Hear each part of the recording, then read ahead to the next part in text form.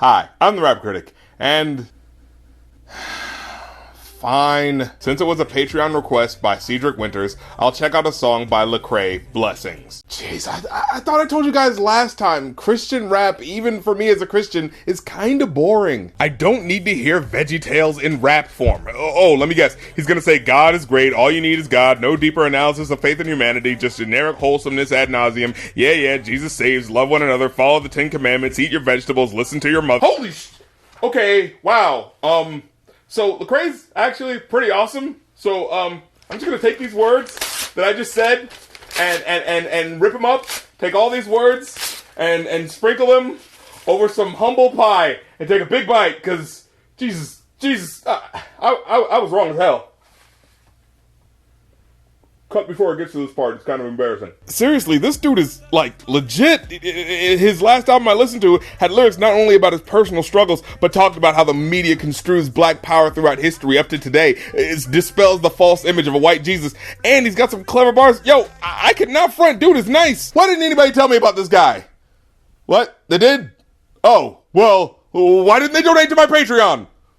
I refuse to accept personal responsibility for sleeping on this guy based on my now embarrassing preconceived notions. If I ever took a loss, I learned a lesson. I won't ever think I'm better than the next man. Okay, but for real, I like how this song starts off by subverting the trope of rappers saying that they never take any L's. And he says that he has, but that he's learned from them, and that his humbleness prevents him from inflating his ego to think he's better than anyone else. I've been down before to come up, I ain't stressing.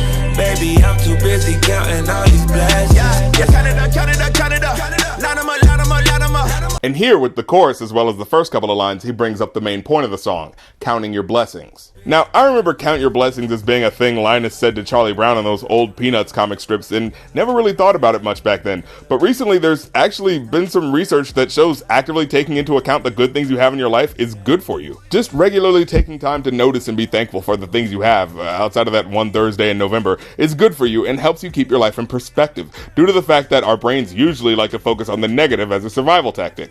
But focusing on the good is what improves your mental state and reminds you why there's purpose in going on through the hardships in life. Like right now, 3 things that are positive. You obviously have internet connection and access to a wealth of information around the world. That's good. More likely than not, you have sight or hearing to be able to listen to or watch this episode. And, wait, let me check something. Nope. Yeah, there have been no news stories about Ice Cube needing to use semi-automatic weapons, so it's gotta be a good day. Won't take that credit, I know where we get it, them blessings be coming from. Got a bus. I remember pushing mama little white Hyundai with no gas money. I just bought a car, cash money. I ain't even trying to brag on it. I mean, you are though. You are definitely trying to brag about being able to buy a car with cold hard cash. Sure, the point is that, man, remember the way I used to struggle, and after going through all of that, look how God has allowed me to be blessed by these material objects. But it can still be construed as, look at what God has done for me, look what I can do now. But even as he says that, he puts it in a fuller context. I just tell it how it really is. I ain't tripping, ain't feeling this. I ain't saying I deserve nothing, I'm just trying to talk about the benefits. See, he's making a nuanced point that he doesn't feel like he's owed those things because of his abilities as an artist. He makes it clear he doesn't believe he deserves anything, but he uses this song to proclaim how grateful he is that he's been blessed with such riches despite not being worthy. Either way though, I think that's a really big point of contention with why there are some Christians who don't like Lecrae or Christian rap. Because rap music is all about bragging and saying you're the best and getting into some dangerous, dirty, divisive subjects.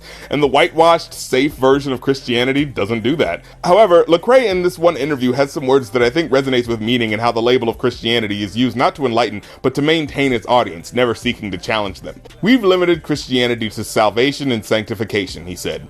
Christianity is the truth about everything. If you say you have a Christian worldview, that means you see the world through that lens, not just how people get saved and what to stay away from.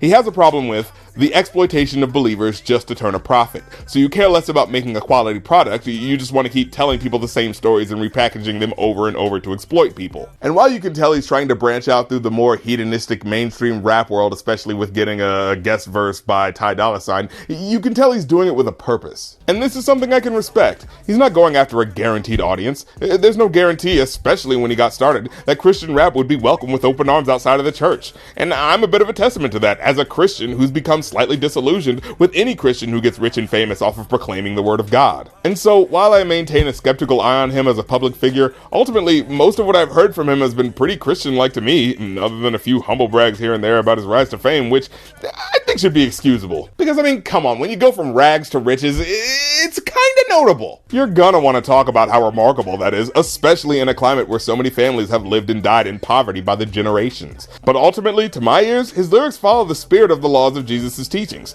dealing in truth, justice, and equality in the face of opposition, as well as for spiritual self-enlightenment. I said so many losses, could've lost it. Yeah, left him leaking like a faucet, almost cost me. Leave him leaking like a faucet? Well, what is that a reference to? Like someone bleeding out, like leaking like a... Is he confessing to killing someone? Like, did the Christian rapper here just now just, like, possibly confess to murdering someone? Like, is that a thing that happened? Maybe? Anyone else see that? You know what? Change man, he's a changed man. I'm gonna leave that there. It's just, you know, it's kind of a bombshell. All I needed was the Mary, but the guy in me was having commentary.